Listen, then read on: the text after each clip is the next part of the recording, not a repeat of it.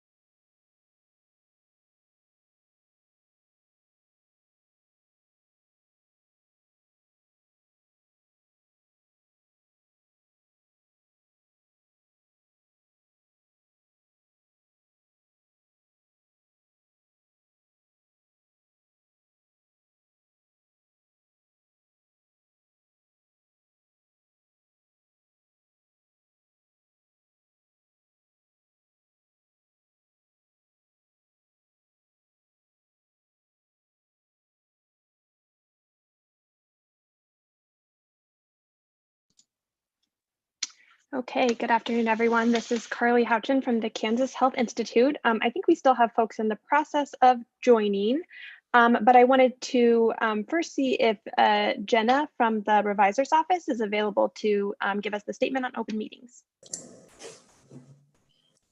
Yes, good afternoon.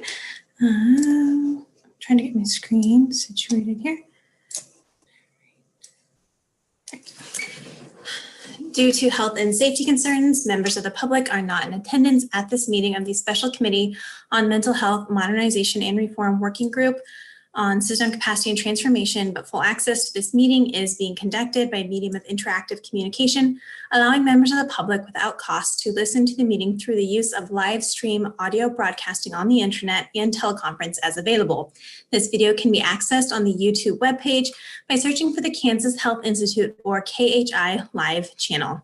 The agenda and all documents for this meeting have been provided by the Kansas Health Institute.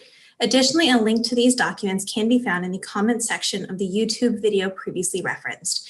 Each working group and staff member shall state their name and title each time the individual begins speaking or voting so that the individual can be readily identified by remote listeners. All participants are required to ensure that microphones, phones, or other electronic devices are muted when not speaking so that the ability of remote listeners or observers to hear the proceedings is not unnecessarily impeded. Public comment will not be allowed at this meeting.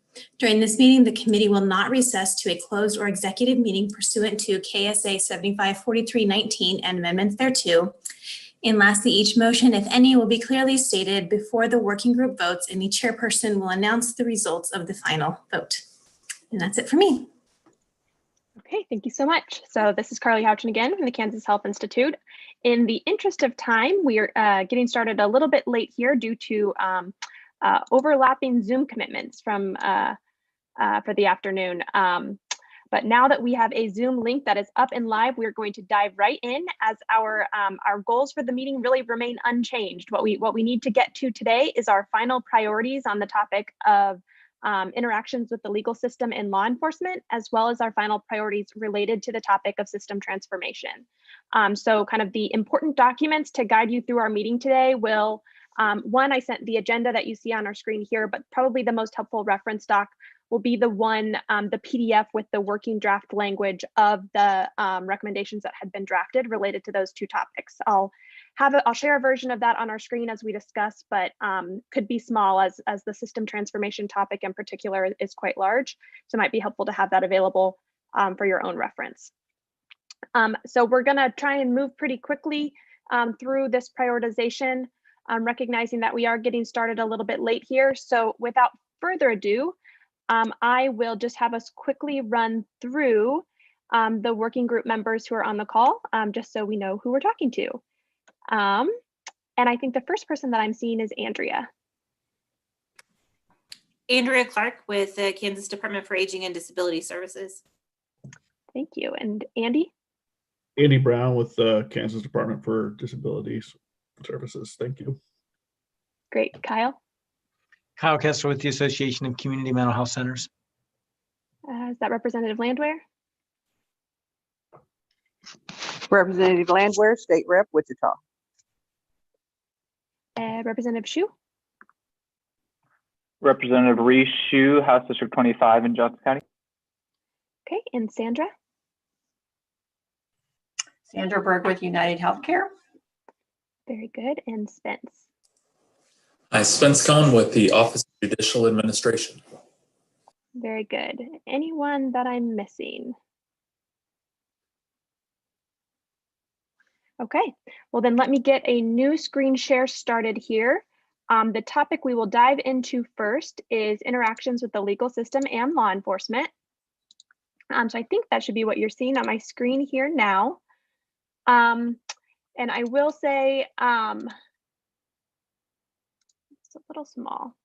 Get that where I can there. So, okay, our prioritization process here will be similar to the one you took up at your last meeting. We're trying to get to our highest 4 or 5 priorities. Really, we've heard pretty clear from the special committee, that if everything's a priority, nothing is a priority. So we're going to be pretty strict here, trying to get to our top 4 or 5 recommendations related to this topic. As you are seeing them on my screen here, they are sorted by descending. No, they're not sorted quite yet. Let me. As they're on my screen here, they are sorted from highest score on the recommendation rubrics to lowest. So if we were to kind of flag our top 5, it would be the top 5 rows here. Before we do that though, what I want to pose to the group, so in row 43 here related to naloxone, your initial discussion or kind of second pass discussion of this, I think in our last meeting, was that this one, for the most part, this recommendation is pretty fully implemented. And while there might be additional activities in the future, I believe a note we had was that it wouldn't be considered a high priority at this time. So the note that we had would be that this would be one that we would preserve in an appendix in case a future group wanted to do further work in this area, but it was not a candidate for a high priority at this time. Want to pause there to make sure there's not a concern or objection to that discussion note.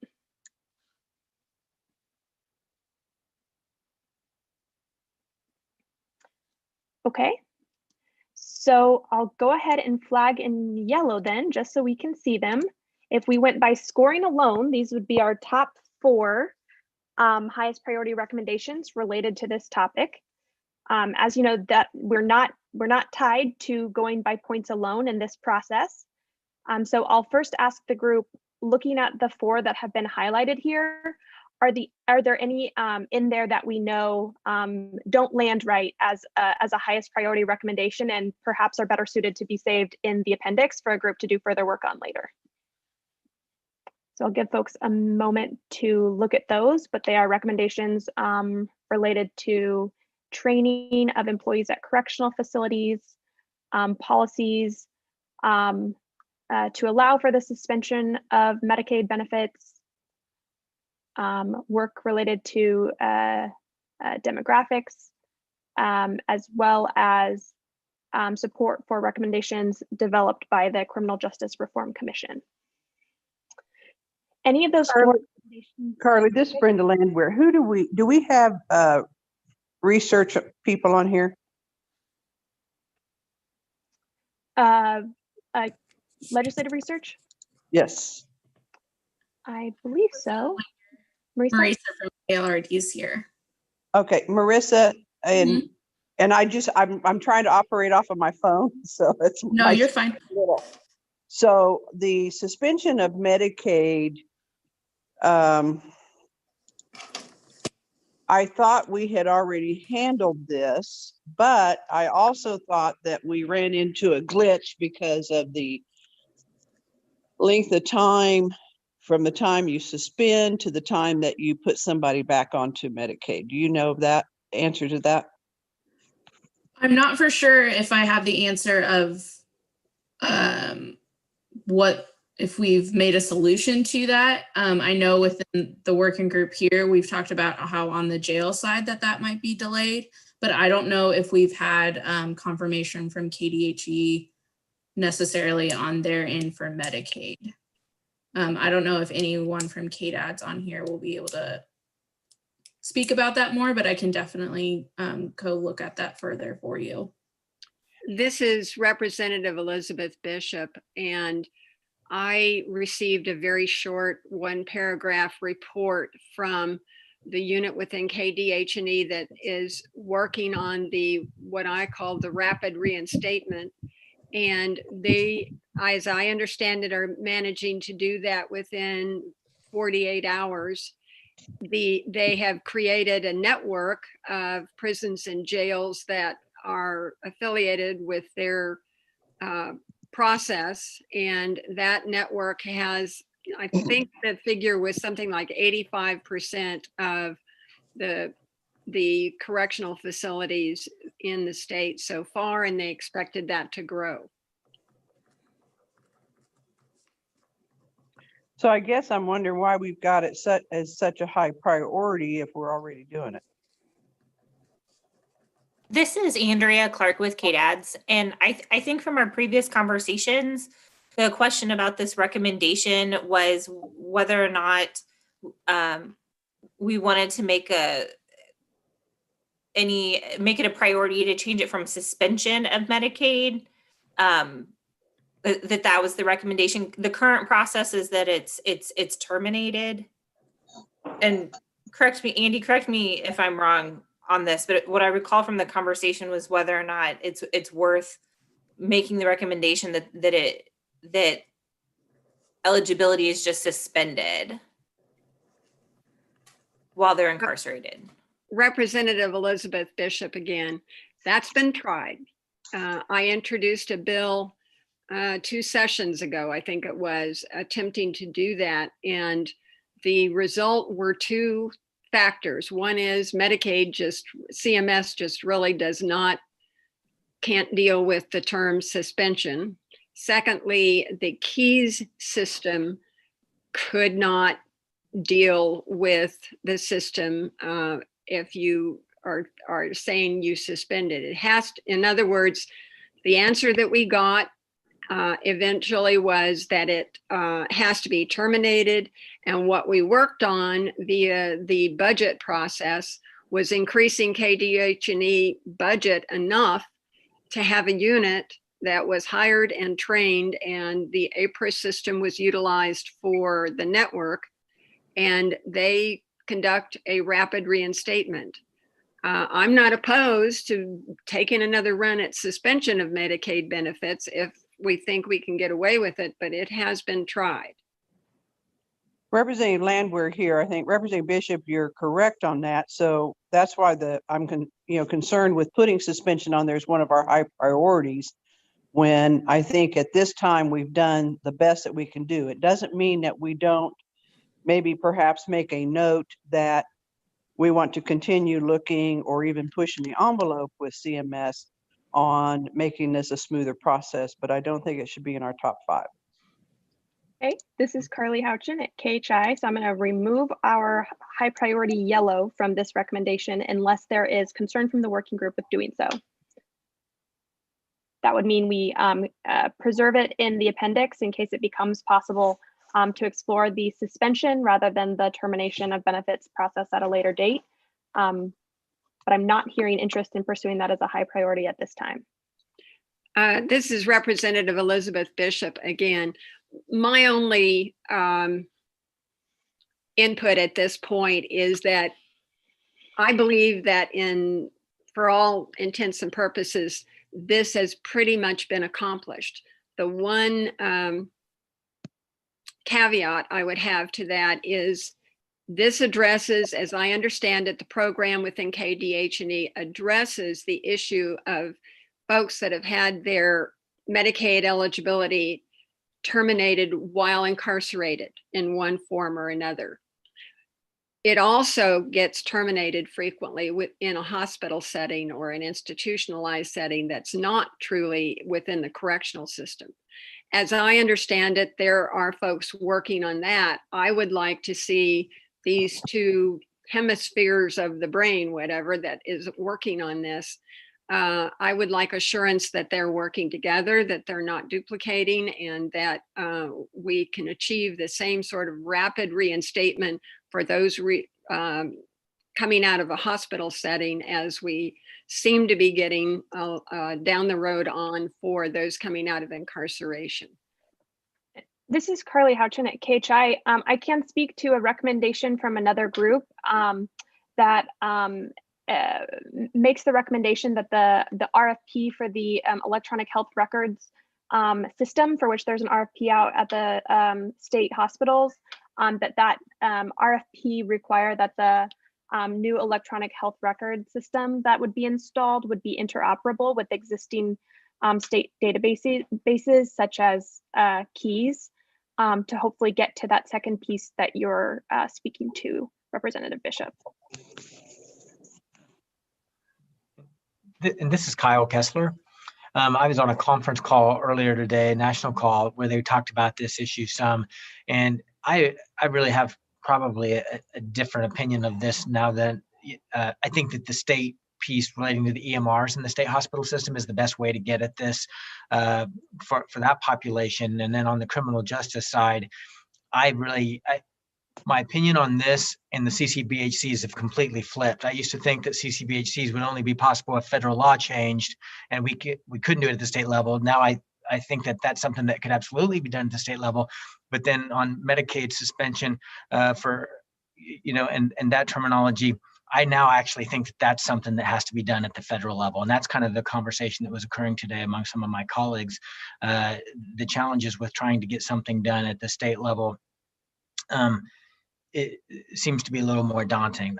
That's why I probably tend to think that if we could not make it as high of a priority, that makes sense at this time. I think enough people are looking at the issue that if there's any way to do this, I think the state would certainly want to, because the sister agencies to KDHE, including DOC and KDADS, I believe, very much do want this, as well as the local folks.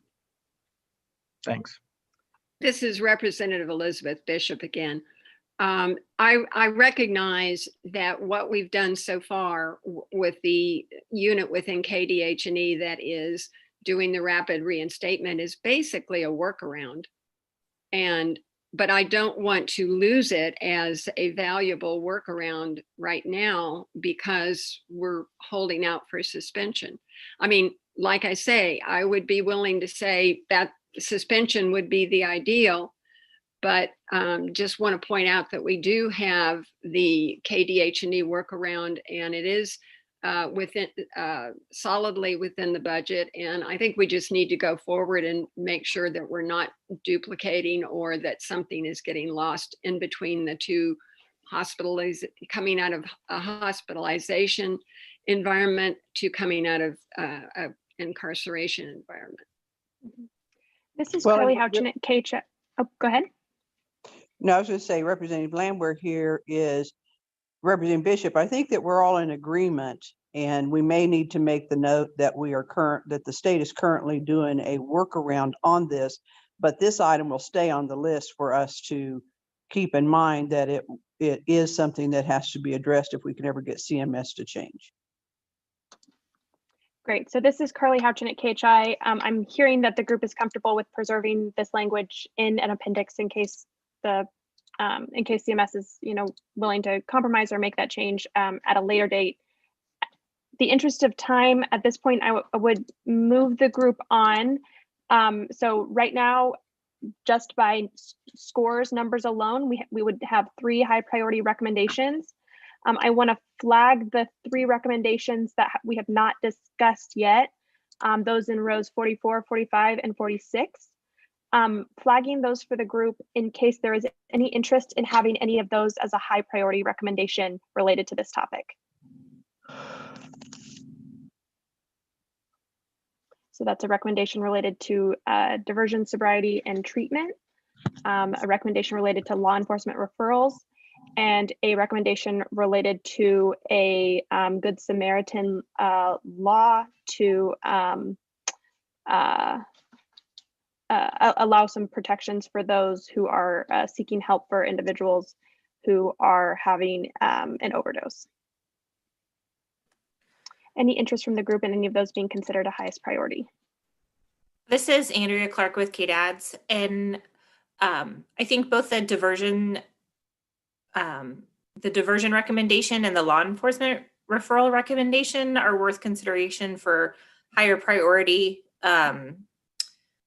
Although I don't know if it's duplicative of the recommendation to follow the Criminal Justice Reform Commission, because those are really 2 of the big recommendations coming out of that work. So, I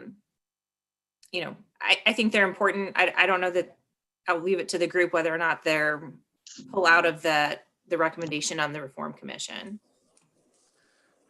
This Cohen with OJA. I will say that the diversion recommendation specifically was voted on the Reform Commission to pass on to the legislature. So that will be a recommendation that will go before the legislature. So this is Carly at KHI, looking for a decision from the group, maybe specifically on the diversion sobriety and treatment. Would you all like that one listed as a specific note under the recommendation related to the Criminal Justice Reform Commission, or is there interest given its importance to have it highlighted as a priority as well? So 2 options there.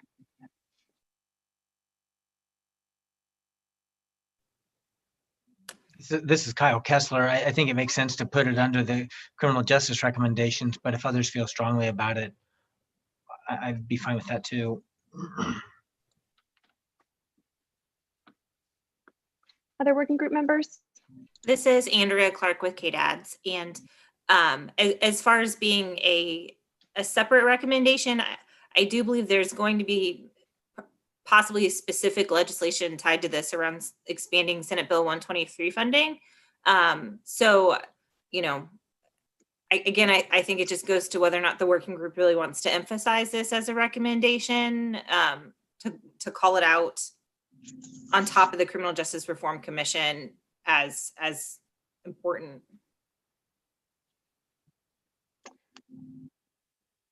Okay, this is Carly at KHI. I think I'm hearing that we will keep the Criminal Justice Reform Commission recommendation, and then in the rationale there, we will note this one as a specific recommendation coming from that group, per Kyle's comments. So then Carly, would that take and move up then underneath the CJRC recommendations? Yes. Yeah, so Okay. we would include that as like a rationale or detailed note there would be that this is a specific issue that we believe the Criminal Justice Reform Commission is addressing, and this group is supportive of that as well. Okay. So I think what I'm hearing from the group is that we would have 4 high priorities recommendations related to this topic. It would be the 4 highlighted in yellow on our screen here now. Want to pause to see if there's any discussion on this final set.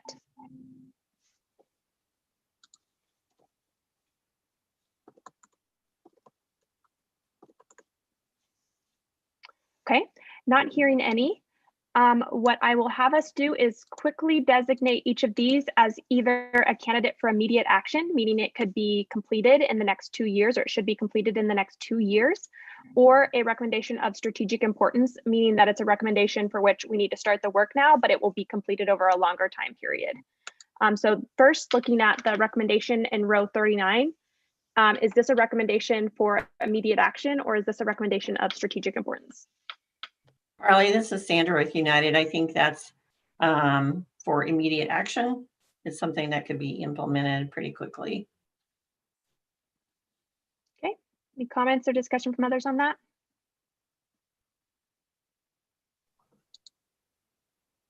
Okay, I'll take us to the next one then. Next, I'm looking at row 41, the recommendation related to demographics. Is this a recommendation that the group would consider for immediate action, or is it of strategic importance?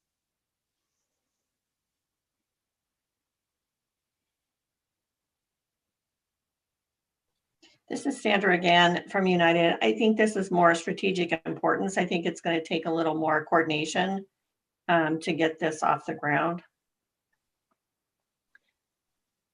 Any discussion or comments from the group on that?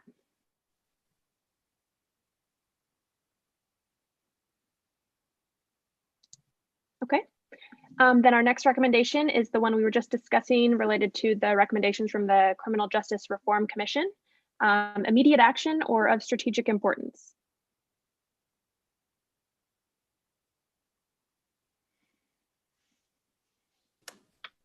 Well, this is Andrea Clark with KDADS, and I would think that maybe the recommendations, generally speaking, is more of strategic importance, but that like the note, for example, on diversion is an immediate action. I don't know how you can organize that thought, but This I is think Andy. that This is Andy with KDADS. I would suggest we make it an immediate action, and because they're new recommendations. Once those recommendations have been reviewed, then I think we can kind of prioritize implementation of them after that. Okay, discussion from the group on that or comments?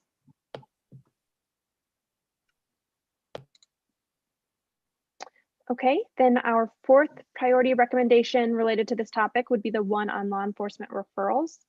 So line 45 on my screen.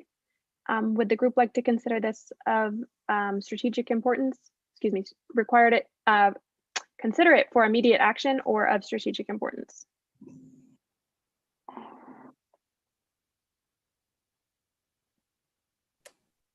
This is Andrea Clark with KDADS. I would recommend immediate action. Okay, any discussion or comments from the group on that?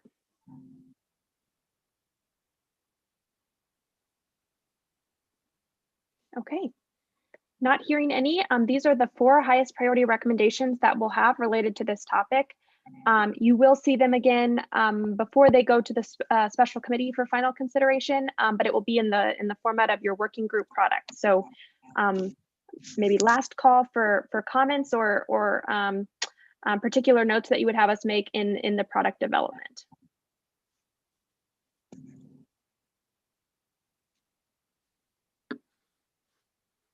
Okay, not hearing any, I will move us on to our second topic of the day, which is related to system transformation.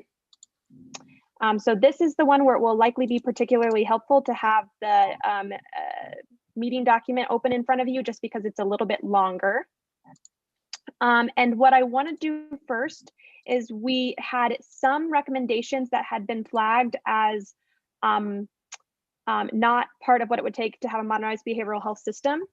So I want to show those to the group first and see if we can make some quick decisions as to whether those should be dropped or included in the appendix only before we get into a prioritization discussion. So those that you see on my screen are ones that there was initial discussion that they are likely not part of a modernized, not recommendations that are an important part of what it would take to have a modernized behavioral health system. So I will, rather than go one by one, I'm going to leave them on the screen for just a moment here. And if there are any that should be included in the discussion for highest priority, please flag those now. So at the bottom, we have a recommendation related to family psychotherapy.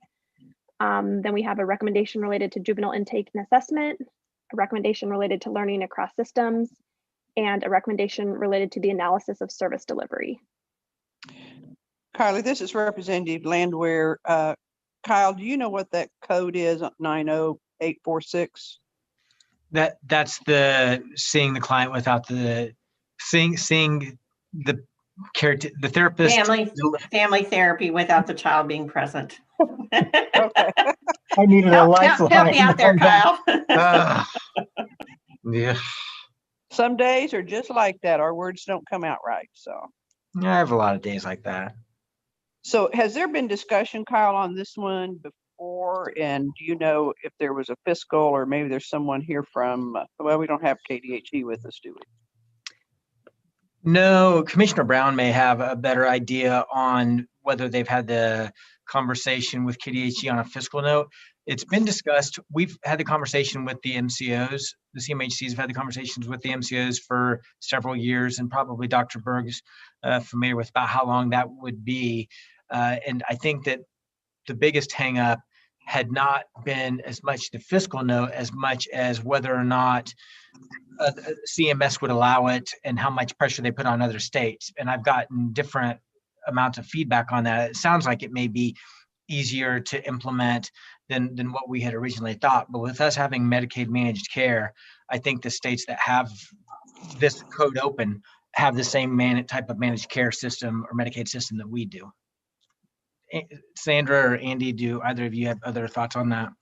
No, I think you summarized it really well, Kyle. This is Sandra Berg with United. I'm 1 for 2. Yeah, you did good.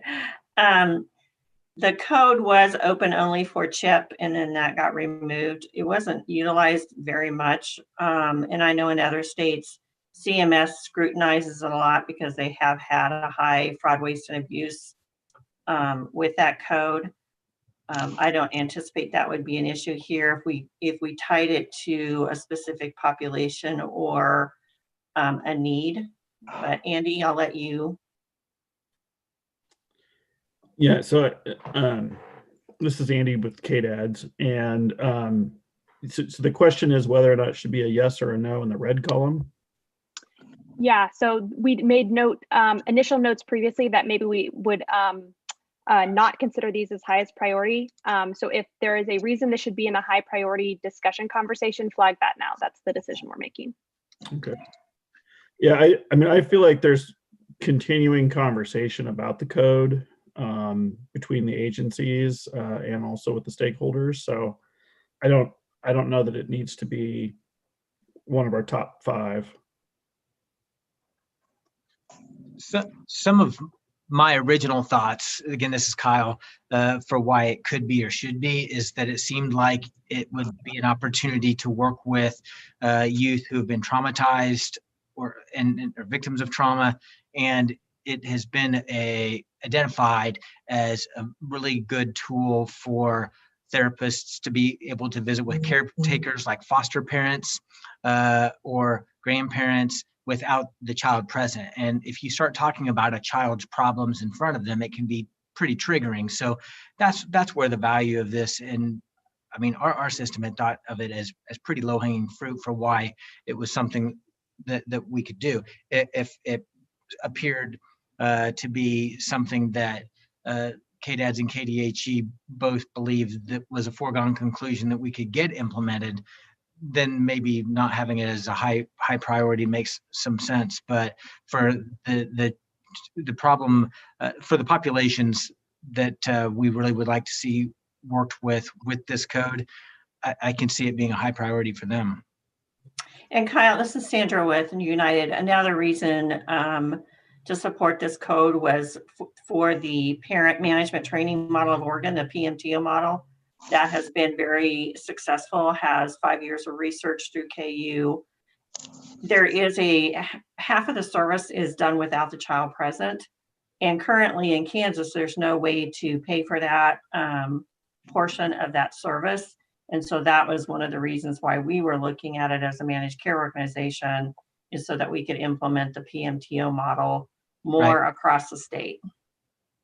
That's right.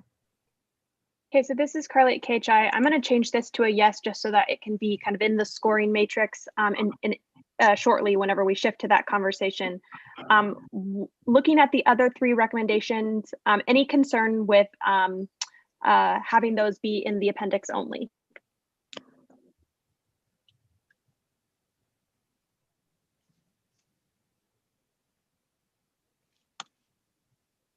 Okay.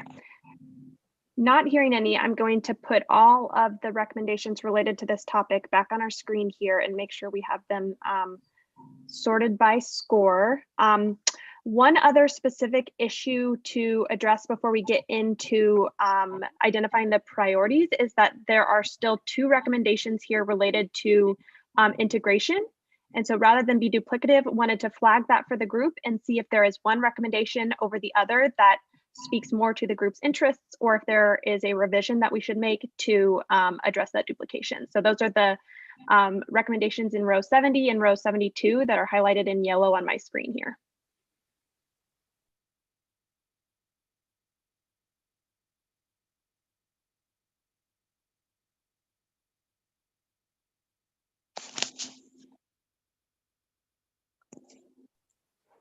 This is Denise Sisman from Community Care Network of Kansas.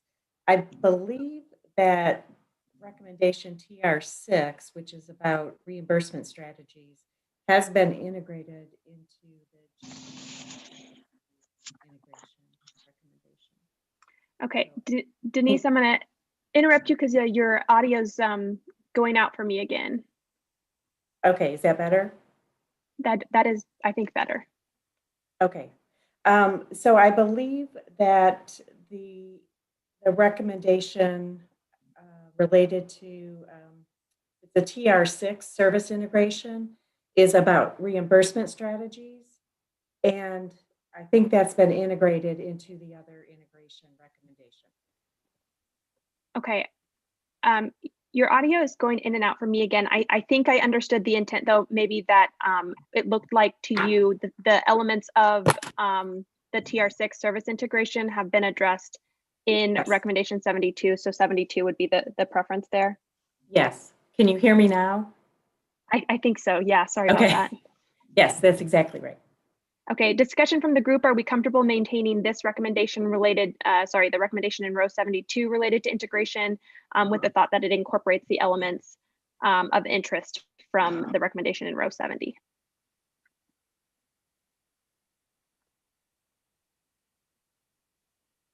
Okay. Not hearing any other comments there.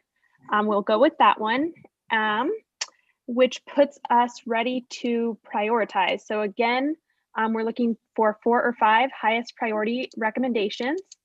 I'm going to go ahead and hide this one, but we are looking at them on my screen here in order of highest score to lowest.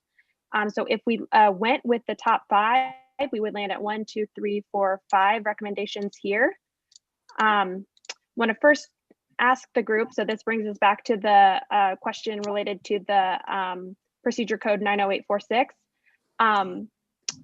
Any of these recommendations that are important but don't rise to the level of highest priority. Any of these yellow recommendations that are best suited to maintain in the appendix.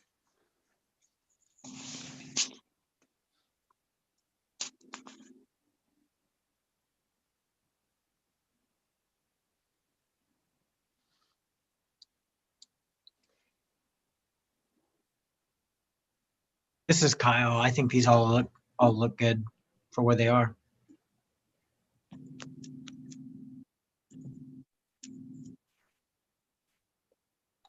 This is Representative Elizabeth Bishop. I would like some feedback from folks on the one at 74, evidence-based practices. Just some information on whether that fits in with any of the top 5, or maybe we want to make it the top 6, or what the whether that fits with a modernized system. And this is Carly at KHI.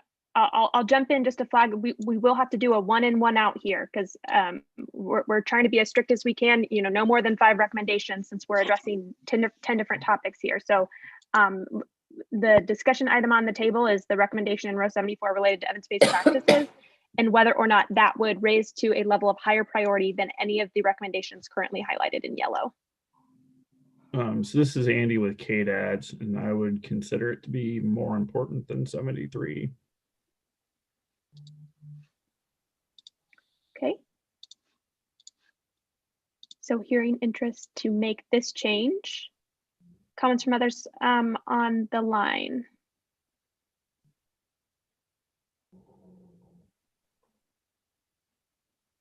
Okay. Not hearing any. There are quite a few recommendations in this topic, so I am going to run us through the ones here that we are that we would be preserving in an appendix. So additional work could happen in the future, but we would not be calling them highest priority. So we just removed the recommendation related to the KCPC, or excuse me, KPCP. Then we would preserve the recommendation related to payment reform in the appendix. Same with the recommendation related to SBIRT, so screening, brief intervention, and referral to treatment. This group had drafted a new recommendation related to long-term care access that we would preserve in an appendix. And then the 3 recommendations that we previously discussed as potentially lower priorities would be in the appendix as well. This is Sandra with United. Do you think there's any way that we could incorporate the line 77 into 71? So we would be combining a recommendation on increasing access to long-term care facilities with one on the recommendation related to licensing structure? Yes, and the reason I was thinking that is that many of those folks who come out of the criminal justice system or have a history of sexual violence, our experience has been they end up in a long-term care facility, but they need additional support for mental health or other types of rehabilitative services. So that was my thought process around that. Discussion from the group on that? We'd be combining row 77 in with row 71.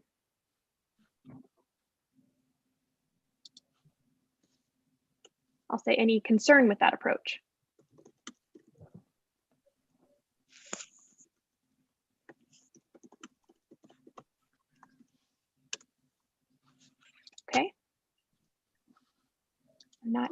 hearing any.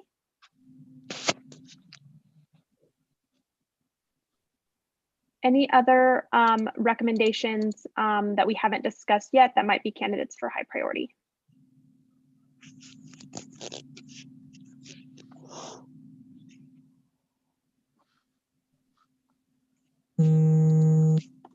Okay.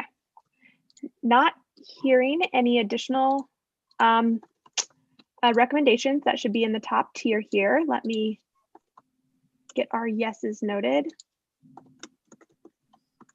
And then we will quickly run through and designate them as either of strategic importance or for immediate action. So we'll start with the family psychotherapy recommendation. We have this in our highest priority category. So the question to the group, is this a recommendation for immediate action, meaning we could complete it in 2 years, or is it one of strategic importance where we will need to do some legwork now and it will be completed over a longer period of time?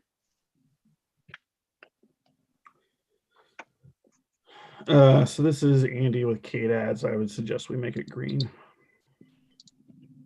Discussion from the group on that? This is Kyle Kessler. I agree. Okay. Next, we would be looking at the recommendation related to a regional model, recognizing the need for regionalized facilities for both voluntary and involuntary admissions around the state. Does the group consider this one for immediate action or of strategic importance? This is Sandra with United. I think this is immediate action. Discussion from the group on that?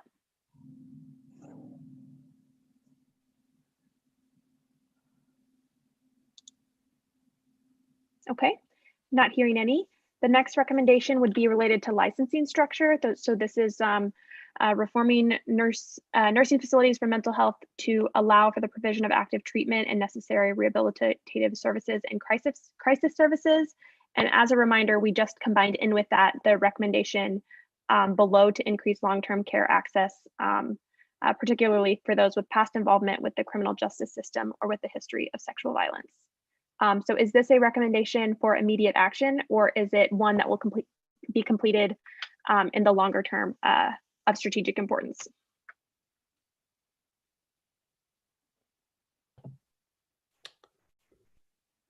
This is Andy Brown with ks. I mean, I feel like this is probably one that's a little sticky, but I think that we will be working on it for the next 2.5, 3 years.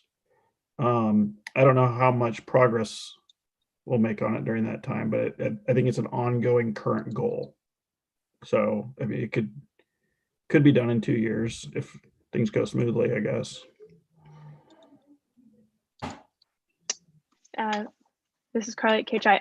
A little challenging to interpret that comment. I've colored it yellow. Let me know if that is in any kind of conflict with what you were thinking there, Andy. Yeah, I don't know. I need like a purple or something. Okay. I'm hearing yellow. I'll maybe directly ask the other working group members on the call if they have comments there, or if they're comfortable leaving this for immediate action. This is Sandra with United. Andy, does there have to be a state plan amendment to make changes to the licensing structure? So this is Andy, and I don't necessarily know that we would need to have a state plan amendment. There's a number of issues that are involved in reforming the NFMHs, and licensing is something that we do through state statutes, so it's not connected directly to CMS. But I do think that there's a lot of activity that's going to happen on the Medicaid side as well as on the licensing side. Yeah, I think 2 years is going to be a stretch for that. Yeah, it just depends on how, I mean, like the problem is like if we don't put it as a priority now to get funding invested in it, 2 years from now becomes 4 or 5 from now. And I mean, it just feels like it's one that needs investment now in order for us to make it successful as a priority down the road. Does that make sense? It does, and then I would agree to leave it yellow. Okay. Then I'll direct us to the next recommendation for the group, which is the one related to integration. Is this a recommendation for immediate action or of strategic importance? This is Denise Sisman from Community Care. I would say it's for immediate action. This Okay, is and Kyle this- Kessler. I would agree. Okay. I'm seeing nodding, so I'll keep on moving us down then.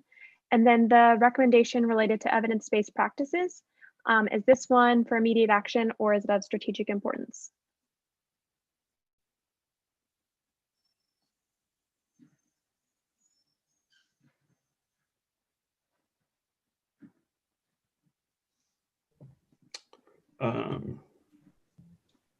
This is Andy with ks. Again, I think this is very similar to the previous one I commented on, which is that we are currently working on this. We have been making requests to the legislature for this. We will continue to do that. We have not been successful with that yet for a number of reasons that are not, anybody's fault. But I feel like it's a priority that we are trying to address, and it's a very important one. But I do see it as being something that's going to take long-term strategy to fully implement.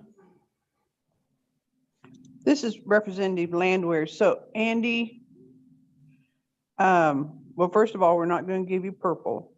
Right, I know. Okay, just double checking on that. Oh, where was I at on that? Is there any of this that can be done within the agency versus the legislature?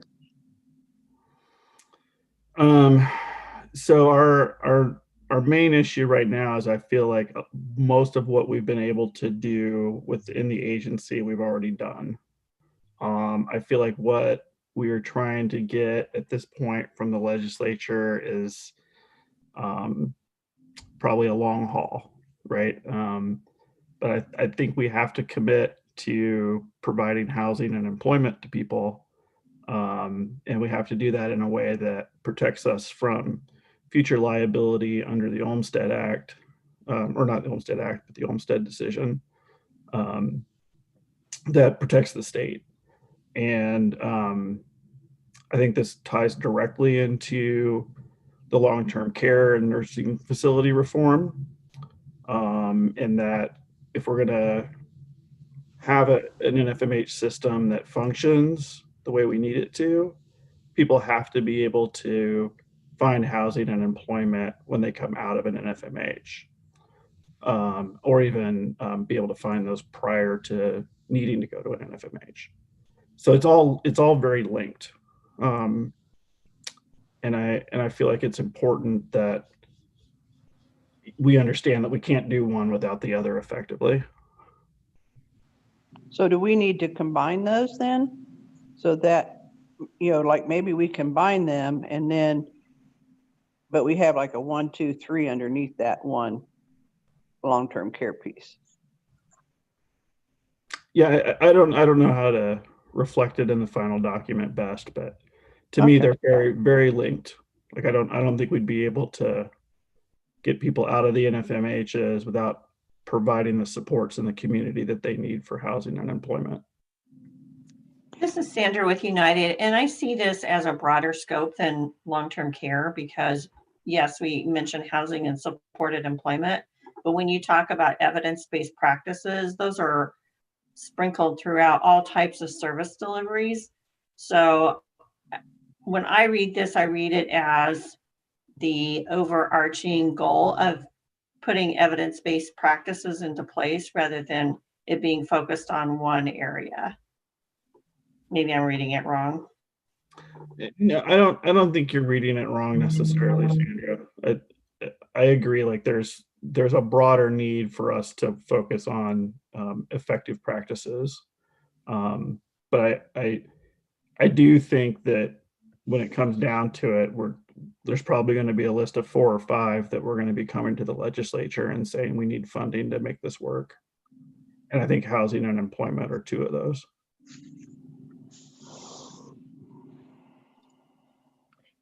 So this is Carly at KHI. I'm going to jump in, as I think we've landed on a decision there to maintain this one distinct to Sandra's comment, thinking that it's potentially, both closely linked to the NFMH reform, but also potentially broader as well. So that would leave the final high priorities on this topic for the group at 3 highlighted in yellow there for immediate action, and then the 2 of strategic importance highlighted in green. Any final comments from the group on those, or are you comfortable with where those priorities have landed at this point? Yeah, this is Representative Landwehr. I think that, this is probably one of the hardest spreadsheets that we've actually had to work with. Mm-hmm. I think the priorities are set to the best of our ability, correct at this point here, but it doesn't mean as we go through this process in the next legislative session and future that we don't keep an eye on some of these other things and see what we can do to address them as we proceed forward.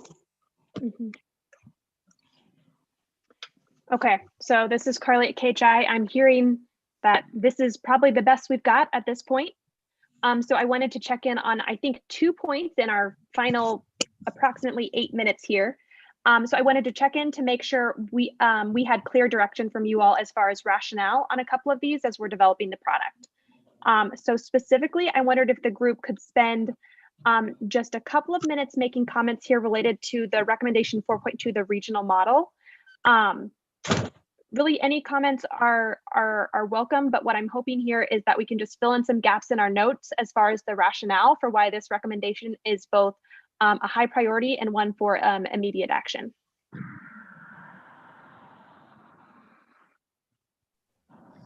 This is Representative Elizabeth Bishop, and I would just reiterate what we learned when we put this down as a recommendation is the cost of ferrying people to either Osawatomie or Larned or other places rather than being able to serve them in South Central Kansas, in the Wichita area, where there are also community supports that sometimes get lost when they're shuffled off to a different hospital. This is Sandra with United, and I would echo what Representative Bishop said, but add high risk to the patient when you're transporting them and to the transporter themselves. When you take on that level of care, you're increasing the risk of something happening.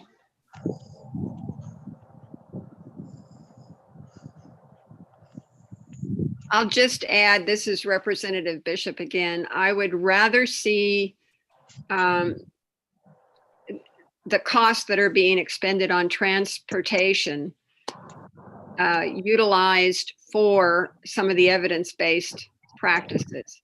If we are dedicated, as we have tried to be over the last few decades, to deinstitutionalizing people as much as possible, serving them quickly and close to home if possible, and providing the appropriate, probably minimal supports once they leave a hospital is a worthy goal.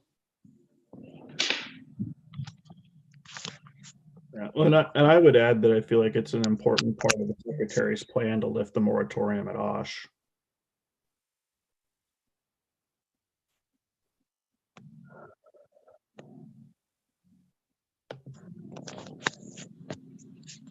Okay, this is Carly at KHI. Any final notes that you would have me make in regard to that recommendation?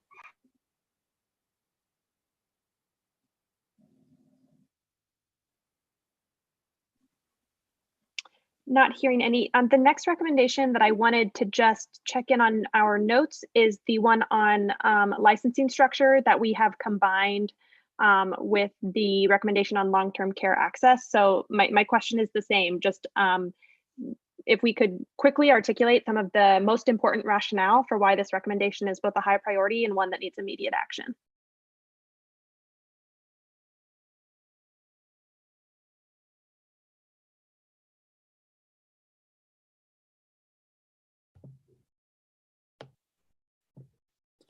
This is Sandra with United. One thing that comes to mind is that we often have people sitting in acute hospitals that really don't belong there because there isn't a nursing facility that has the capacity to take them.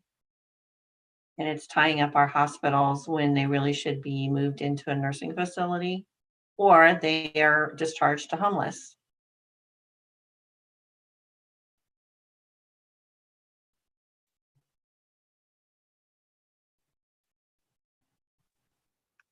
Andy, were you getting ready to chime in there? Yeah, I was just going to say that I think it's important for, protecting the rights of citizens.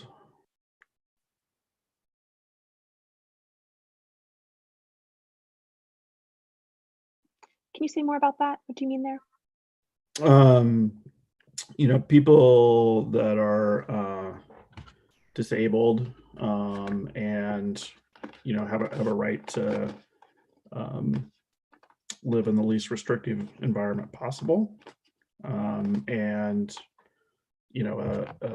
NFMH or other IMD institution is not particularly what I would look at as being the least restrictive in a lot of cases.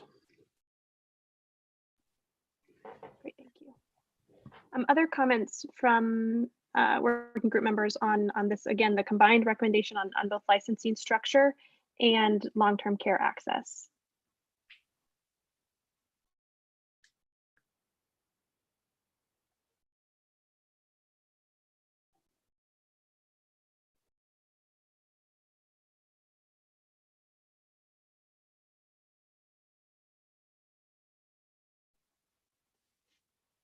Okay.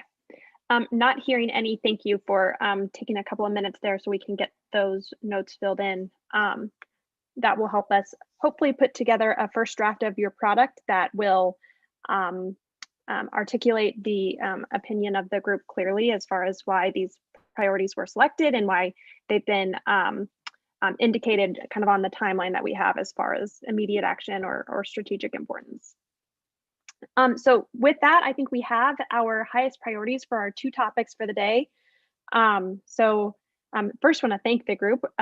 Wasn't sure if we'd get there in an hour once we were delayed there for a moment. So thanks for your quick work here, getting through these two topics. I think my only administrative reminders is that the next meeting of this group will be the first week of December. December 4th is what's coming to mind, but perhaps check your calendar. It might be December 8th.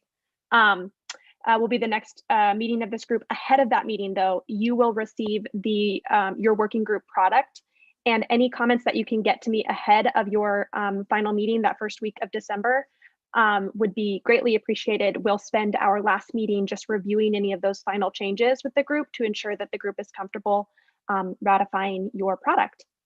Subsequently, that will then go to the special committee for their meetings later that week.